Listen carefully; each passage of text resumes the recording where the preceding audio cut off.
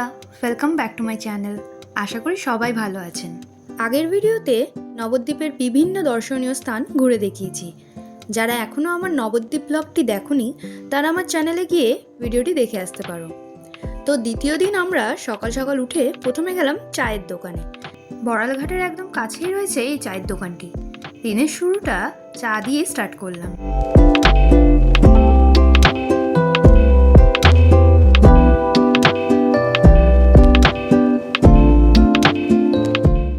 তারপর ওখানেই মিষ্টান্ন ভবনে ব্রেকফাস্টটা সেরে নিলাম লুচি আর ছোলার ডাল দিয়ে।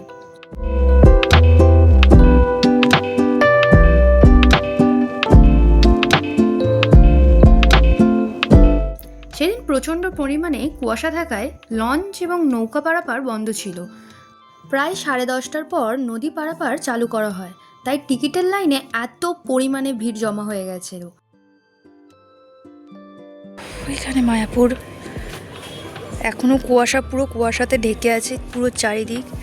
এই নদী গঙ্গা নদী, এখানে পুরো চারিদিকে কুয়াশাতে ভর্তি। প্রচণ্ড ঠান্ডা, ওই পার তো দেখতেই পাওয়া যাচ্ছে না।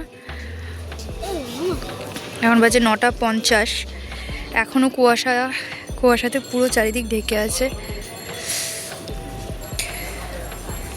মায়াপুরের লঞ্চ এখনো ছাড়েনি, শুধু স্বরূপগঞ্জের লঞ্চ ছেড়েছে।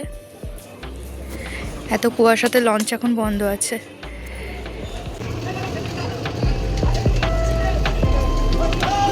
তারপর প্রায় 11:30টার দিকে আমাদের লঞ্চ আসে। আপনারা ভিডিও দেখে হয়তো ভাবতেই পারেন যে 11:30 তো মনে হচ্ছে না। আসলে সেদিন এতটাই ঠান্ডা ছিল আর এতই কুয়াশা ছিল যে 11টা তো মনে হচ্ছিল ভোরবেলা। শীতের দিনে নদীর ওপর দিয়ে হাড় কাঁপানো ঠান্ডায় কুয়াশার মধ্যে দিয়ে যেতে যে কী ভালো লাগছিল তা বলে বোঝানো সম্ভব নয়। আসলে শহর কলকাতায় থাকা মানুষদের কাছে এগুলো এক্সপিরিয়েন্স করা সত্যিই খুব অন্যরকম। এই যে এই যে এই যে এই যে মিশে গেল এখানে, এই যে হ্যাঁ, এইবার পুরো বোঝা যাচ্ছে এবার এখানে নোংর ফেল এক দড়ি দিয়ে বাঁধবে। বাবা সাবধানে, কিন্তু পায়ে লাগবে, পা সরিয়ে রেখো। লঞ্চে যাতায়াত করতে আপনারা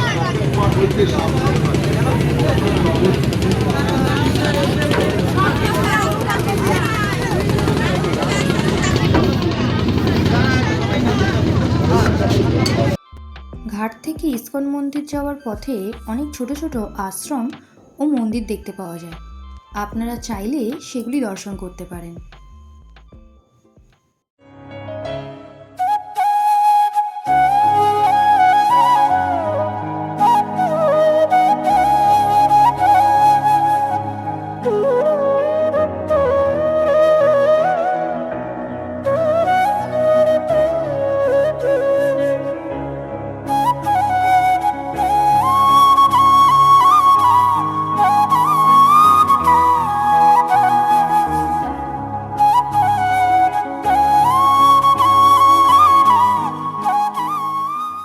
শ্রীকৃষ্ণ চৈতন্য মঠ, এই আশ্রমটি আমাকে বিশেষভাবে আকর্ষণ করেছে।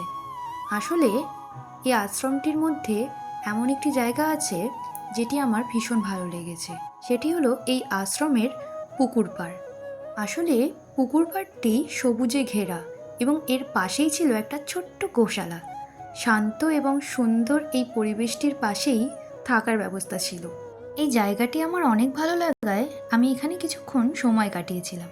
আপনারা চাইলে এই শান্ত পরিবেশে বসে কিছুক্ষণ সময় কাটাতে পারেন।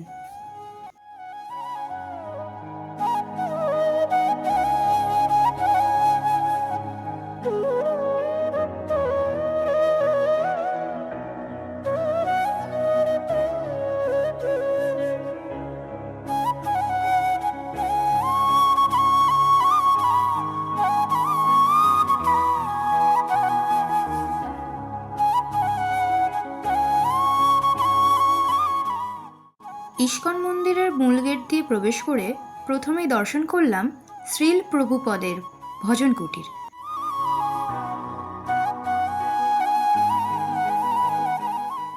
তারপর বাইরের চত্বরটা একটু ঘুরে চলে গেলাম মূল মন্দিরের দিকে। মন্দির দর্শন করে চলে গেলাম লাঞ্চ করতে। মায়াপুরের বিখ্যাত রানাদার ভেজ বিরিয়ানির দোকান থেকে লাঞ্চ সেরে চলে গেলাম গোশালা দর্শনের উদ্দেশ্যে। বিশ্বের সবচেয়ে বড় গোশালা হিসেবে পরিচিত মায়াপুরের এই গোশালাটি।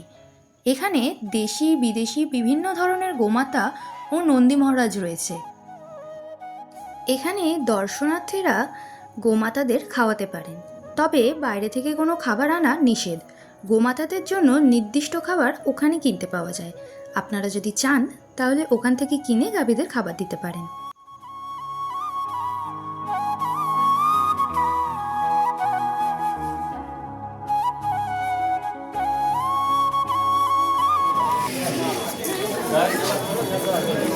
ওই যে সব চামচ।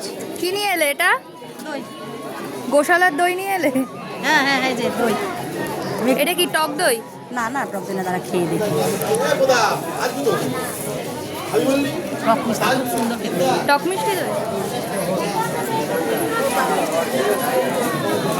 কেমন খেতে? খুব ভালো। দইটা কত নিল? এটা 50 টাকা, 200 আছে 50 টাকা। 200 দই একটা গ্লাসে দেয়, 50 টাকা করে। দইটা খেতে সত্যি অসাধারণ ছিল। টক মিষ্টি স্বাদটা আমার খুব ভালো লেগেছিল, তাই আমি আরেক গ্লাস কিনে নিয়েছিলাম। এরপর একটা টোটো ধরে ঘাটের দিকে রওনা হই। ওখানে গিয়ে দেখি 3 জন লোক মাছ ধরছে। ওদের মাছ ধরা দেখতে দেখতে নৌকা ছেড়ে দেয়।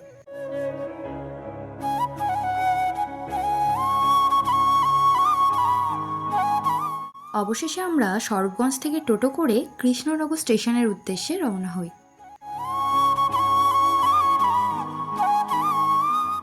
মায়াপুরের এই সুন্দর জার্নিটা এখানেই শেষ হলো। ভিডিওটা ভালো লাগলে অবশ্যই লাইক আর সাবস্ক্রাইব করে দেবেন।